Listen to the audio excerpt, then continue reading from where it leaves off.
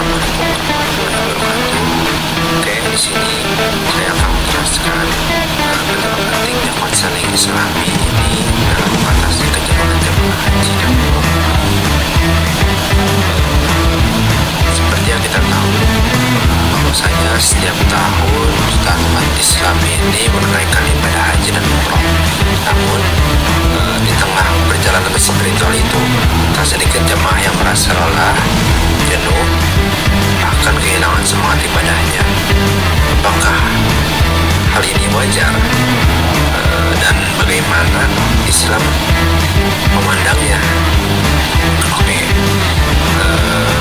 dalam pelaksanaan haji dan umroh, jemaah menghadapi cuaca yang sangat ekstrim dan juga jadwal yang padat, lalu kondisi fisik yang terbatas.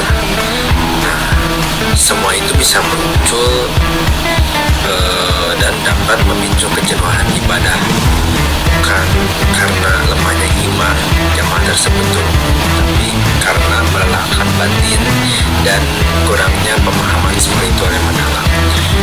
Dalam psikologi Islami, kejenuhan ini disebut al-fatru ar-ruhi, yaitu saat ruh manusia butuh disegarkan kembali oleh zikir, doa, dan nasihat yang dapat menenangkan jamaah.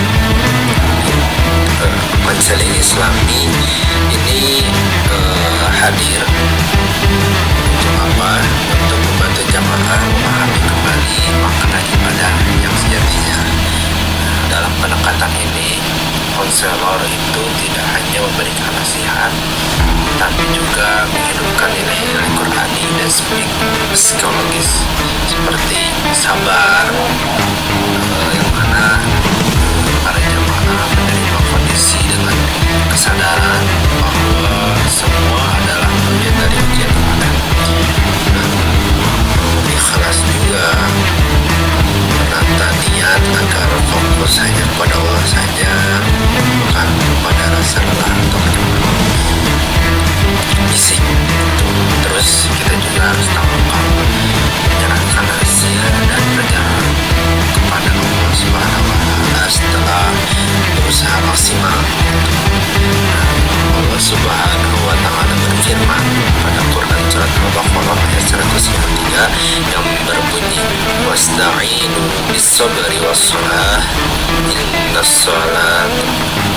innallaha ma'as-sabirin. Mintalah pertolongan kepada Allah dengan sabar dan salat, sungguhnya Allah bersama orang-orang yang sabar. Oke, dalam praktiknya, konselor menggunakan 3 pendekatan utama. Yang pertama, pendekatan empatik, yang mana pendekatan empatik ini yaitu mendengarkan keluh kesah jamaah tanpa menghakimi jamaah tersebut. Lalu yang kedua, ada pendekatan spiritualitas Qur'ani. Pendekatan ini pendekatan yang mengingatkan jamaah pada makna sabar dan syukur melalui ayat-ayat Al-Quran. Lalu yang terakhir itu pendekatan motivatif reflektif, yaitu pendekatan yang menuntut jamaah menemukan kembali semangat ibadahnya lewat renungan diri dan doa-doa bersama. Nah, di sini konselor berperan bukan hanya sebagai pengajar, akan tetapi sebagai sahabat rohani yang menuntut jamaah dalam menata hati itu agar tetap tenang dan semangat beribadahnya. Oke, kejenuhan dalam ibadah ini bukan tanda lemah iman. Sekali lagi bisa digarisbawahi bahwasanya kejenuhan dalam ibadah itu bukan tanda lemahnya iman dari setiap seorang, tapi itu menjadi sinyal bahwa hati kita itu butuh disapa kembali oleh Allah. Nah, dengan adanya konseling Islami ini, jemaah bisa belajar untuk beribadah dengan hati yang tenang, lalu jiwa yang sabar dan pikiran yang damai, hingga pada akhirnya jamaah menemukan makna